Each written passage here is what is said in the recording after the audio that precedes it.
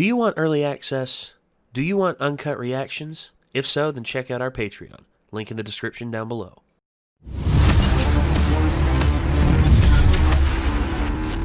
I guess we're going to see what Norman's fate is ultimately going to be. So, I was thinking. Yeah. Something I've always read that seems to be a problem with horror films, according to critics and people who look at them critically and everything. Yeah. Is the few hours that you have to do a horror movie. To truly make it terrifying, you have to establish a connection to the characters before you kill them. Oh, yeah. So when you get into slasher flicks that are just killing off kids left and right through like a 3-hour stretch, you know, or less than 3-hour stretch, it's not as scary to certain people because they haven't formed a connection with these characters and they're just killing them for the sake of shock factor, right? Well, yeah. So even in Attack on Titan, like I noticed people got like attached, like weirdly attached to certain characters that barely had screen time, like, and got really upset when they died just because probably how horrifying their deaths seemed and stuff. And we did get some like wrap back around to some of those deaths that made them even worse, like later on, you know, like in some flashbacks and some revelations. But something that doesn't get done much that the show could be setting up for that would truly make it a terrifying and dark show. What's that? And probably set it apart from pretty much anything that's been done in the horror genre is if they really hold their cards on killing characters off. Because even with other anime that have tried to do this and other shows that have tried to do this, they stretch it out longer. They do get you connected to the character somewhat. It ends up pretty shocking when characters get killed. But shows like that really pull their trigger too fast, in my opinion, on the shock. Game of Thrones, for example, like throughout the first several seasons, like you knew nobody was safe, and they kept doing shocking like kill offs and stuff quickly, and like you were expecting every episode for your favorite character to possibly not make it to the next episode. Well, of course, but imagine a show where it is actually holding it very carefully and making you have like all this false sense of like, you know, safety. And then every once in a while, somebody you really care about is just fucking gone. It would be kind of different than a lot of things I've seen, like most everything I've seen, if they did that way. Like if we lose Norman this episode and then, you know, make it to most of the end of season 2, then say we lose, I don't know, Gilda, like, or somebody, like... Don or Gilda, Yeah, but they really hold their cards and make you wait and get really attached to everybody before it happens. Like, it would be a heart-wrenching show and a very terrifying show. It would be, in which, that's the thing that... Well, you talked about Game of Thrones. For them to hold off and kill what a lot of people consider the main character at the end of the first season... Spoilers, you know, for a 10-year-old show. See, I didn't get the main character vibes from him. I did. I didn't... A lot. Well, number one, I got the vibes of this is not a show that has a main character. I got this is a story within a world, and the character is the world that has been built, basically. The main thing with him is that the main central plot flows around him for almost the entire first season, in which... George R. R. Maybe Martin, it's where I watched it too late, too, and I already had heard Jon Snow, Daenerys Targaryen, that I was already of the mental, like, persuasion ahead of time that they were the main characters. Yeah. And that, like, I kind of didn't. Eventually, yeah. But, yeah, like, maybe if I had watched it blind, I would have got that more, but I'd already had previous influences from hearing people talk about the characters outside of the show for years, so. Yeah, well, George R. R. Martin, when he wrote the first... the first book, that was his intention. Farrell was just like, wait, what? I appreciate stuff like that, too. And then, same thing with... It sucks sometimes, especially if they make you like that character way too much, like Gurren Lagann. But anyway, yeah, this is Promised Neverland. Good God, what the fuck's gonna happen? Here we go.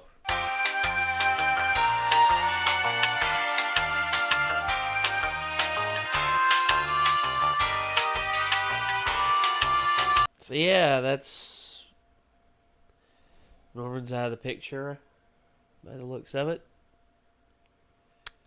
I'm suspicious of the fact that it didn't show him 100% die, but... That's the thing. I think that air of uncertainty is what this show wants. It wants you to be uncertain about everything and give you that idea of hope. Maybe, but I don't know. It's like, that's kind of It's a dick move. Yeah, it's like it played out everything leading up to that to the point where it was kind of almost excruciating. It's like, dude, like we know what's coming if something doesn't happen. Something's gonna happen last second, right? Like maybe there'll be a fake out. Like it looks like he's gonna die, but something could happen last second, and all it is like, yeah, wait in this room for a second, and that's the last that we know so far. Yeah, and why would you not like 100% like at least have him scream or the splat sound something either that like or, to be like yeah they definitely killed him unless there's a chance that like somehow like he's gonna make it out of that and something different's gonna happen than what was expected and he's gonna come back at some point. Yeah. So I don't know. I don't either. I'm really suspicious that he may somehow find a way to survive, like a last second in there. But again, Sister Crone's gift. That's the only if thing. He's the one that got it and not the other two, there could be a definite thing with that, and he could have had a plan, and it could have been something that, like, if he told them, then who knows, but... You would think Mama would know something about it, and it wouldn't have just continued as normal up to this point if that did go down. Well, also Don and Gilda. Don and Gilda came to him. Yeah, he told them to do something, I think. And they've been keeping their distance from Emma and Ray. Yeah, which is weird to me. Because I think Don and Gilda are in on something with Norman. And it could be a deal that he's actually, before he left, like he set something up individually with each of them that he was like doing, like, the day of Ray's birthday essentially, but don't talk about it. Don't give any suspicion that you're up to anything. Act like you all have given up the entire time. Like, and then something's going to happen. Well, I think the biggest thing is he did that to Don and Gilda because Don and Gilda are not being watched as closely as Norman and Emma. Well, yeah, like us as well as probably the mom view them as like the side characters to the main group, and like don't expect them to take initiative on their own and stuff. And if they do, it usually ends up bad because, we saw... Like, it didn't end up bad, but it got real close to ending up bad. Very, very close. Went recklessly on their own because they're not really the planners and the thinkers as Ray and Norman were. So. Don is very like he's Don's strong. more of the muscle than anything else right he's now. strong, and Gilda she's a worker. She's really good at doing and organizing stuff. That was me. That was my phone. Sorry. Yeah, as a Discord. Sorry, but yeah, I think Don and Gilda are in on something that Ray had planned, and Ray pretty much, Norman had planned, and Norman pretty much told them, do not give off anything, like keep your distance from Ray and Emma because I want them, because knowing Emma, if Emma had a glimmer of hope in her, she'd be planning, she'd be doing something, this and that, but instead... If she believes that all hope is lost, then Norman's plan that may be Norman's plan. Like, make it seem like Ray and Emma are completely lost. And then he comes in, and then immediately, boom. Like, the plan steps into motion. I don't know. There's so many unknowns, and it all spawns... here's the thing. All this looming dread... is hanging over these kids. All of it. And one of them is gone now. We don't know his fate. And we are almost adamant as to what has happened to him. And we know the fate of the rest of the kids now because pretty much all their plans got blown up and Mom pretty much holds all the cards now. But there's that one joker, that one ace up the sleeve that we have not seen come into play. The gift from Sister Crone, which I'm debating because he found it last episode, and we didn't see it in his desk or in his chest whenever this episode showed inside of his drawer, and the last two people that he was around up there in his bedding area was Don and Gilda. That's why I'm thinking Don and Gilda are much bigger players in this side of the plan than Emma and Ray. That's what I'm thinking, anyways. That's what I'm hoping. My fingers are crossed, and I'm hoping something is working out. It was probably also a deal too, where he knew he was like, Emma and Ray are going to be very upset over what's about to go down. Yeah. And so therefore I have to have you two do this part of this plan, and it has to work. Pretty much. He left, like, you know, saying things like, it has to succeed, the escape has to work, you know. Like, you know, I mean, not for thinking things like them just being so despaired over him leaving that they just give up and don't even care anymore. Yeah. Like, he there was something he knew when he left that would work. But, yeah, we have to wait and see what it is, I guess. Yeah, I think we only have so. 2 episodes of the season left, don't we? Yeah, that's it. After the next recording session, we're going to do the final 2 episodes. So it would kind of suck if this ends up being a deal where this has all just been a setup for this world, and we actually do get a really dark ending to season 1, where like we've been So attached dark. to all these characters, but none of them were ever meant to make it. Yeah, none of them survive. Yeah, like, but they leave something for God. for The next generation. for a new generation for season 2 or something. And it's almost like anthological in terms of the casts, because it takes a while of building up for anyone to finally be able to outdo this system that they have. Yeah. Yeah. I don't know, man. There's But that so would many. suck. Of course it would suck, dude. That would suck so bad. But at the same time, however this show goes, I don't know how it's going to go in terms of its final 2 episodes, but we're going to see. I didn't expect the time skip, and the time skip makes me think that either what I just said is the case, and we are losing all these characters pretty soon, like as the season ends, or Yeah. there was definitely something unexpected up Norman's sleeve that's about to go off. Yeah. Because otherwise, like, losing Norman and Ray like back to back like that with nothing in between. Because like the other thing I was thinking is, I was like, yeah, it's gonna be like, you know, right before Ray's birthday when the season ends. But no, we got 2 episodes and it's already his birthday, and so it's like something has to happen if Ray's not gonna die like next episode. Yeah. So either that or like we're losing everybody. Like, We'll have to see. But yeah, this show so far has been a roller coaster, a whirlwind.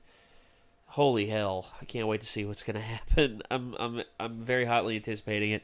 So this is like really, really, really interesting for a show. Like, yeah, supremely crafted. Like I was talking about with you, like I was trying to look up things that are similar to this, and everything that people recommend for you to watch or read that has the same vibe is like past stuff that I've already seen and liked a lot for it. And it's because this is so unique. Like, there's not really anything else like it. I think that's why it's as good as it is. Yeah. Like, the stuff this unique is hard to come by. Indeed it is. So I want more things like this, but there just isn't anything. But that's why it's so good. Sometimes these stories aren't the most popular, and they don't receive the praise that is necessary. For instance, Cowboy Bebop in Japan was not that popular. It was when it came over here to the States that it really exploded in popularity. Dead Man Wonderland is, in my opinion, a really crazy, unique concept, and it got basically no steam in Japan, so that's why there's only 1 season of the anime. Which, if I were an American, if I'm Cartoon Network and I'm wanting to maintain Toonami, I would try and commission commission the company to be like, hey, we want a 2nd season of Dead Man Wonderland, and we're willing to do the rights to it. Yeah. Because that's what they did with XGP. They actually paid for 2 seasons of XGP, and they paid for the 2nd season of Big O, which, the fact that they changed up the art style pissed me off, because it went from hand drawn to fully digital, which. That's why I think there should be a law of some sort that if you were going to make like a season of something based off of something that's written in literature and put that out there, if at some point you cancel making that, then the rights should immediately open back up for someone else to pick up and make their own adaptation of it. Well, eventually the rights do run out. Eventually, but I think it should be like as soon as you're like, yeah, we aren't going to make any more of it. All right, let somebody else do it then. Well, yeah, for instance, the Firefly rights the rights to Firefly burn out. I think it's next year, and Alan Tudyk is trying everything he can to get a production group together to buy the rights to Firefly. As much as like I would have been excited as hell about that 5 years ago, I think the time's up on it. It's been too long. You never know, dude. Well, I know that certain people are dead. Book's actor is dead. Yeah. They have to throw out Serenity, which they've talked about. They have talked about. Joss Whedon has talked about retconning that. And at this point, I'm not even a big fan of Joss Whedon anymore. He's kind of a dingus. Dropped the ball in recent years. I used to be a big fan of him, and now I'm just kind of like he's kind of an asshat. Well, he is. He's a dingus. But I'm not nearly as excited about that anymore as but I would have been like 5 years ago. You think about the people who are involved with it: Nathan Fillion, Gina Torres. Like right after Alan the Tudyk. Avengers film came out, if I heard that was happening, I would have still been super stoked because I was still a fan of Joss at that point. But again, lately, Joss Whedon doesn't necessarily have to be involved. Yeah. Hell, think about this. What if they got James Gunn? What if they got James Gunn to helm it? Because, maybe James Gunn was one of the heads of it. Part of what I like about it is that you can feel the Joss Whedon in the original series, though. Like, he's got a unique personality to his jokes and again, Joss character Whedon quips didn't do all the and writing stuff. for it. James Gunn did a lot of the writing. Yeah. And if he gets back in that if he gets back there and say he's at the head of it, dude, him and Matt Reeves, I think him and Matt Reeves would do good with it because they were the other two heads of it whenever the first season happened. So maybe cross fingers, but again, I think the ship's kind of sailed on making something with the same feel, in my opinion. Well, you never know. It may still be something good based off of it and everything, but a continuation that still has that same feel, that exact same feel, is probably impossible at this point. Well, some things burn out and die, and some things return with a passion. Well, here's hoping Firefly does, and here's hoping that this show, Promised Neverland, reaches its full potential. Anyway, ladies and gentlemen, thank you all very much for tuning in, and until next time, signing off, I'm Nate. I am Nick. We'll see you then, everybody. Peace out. Rip and tear until it is done.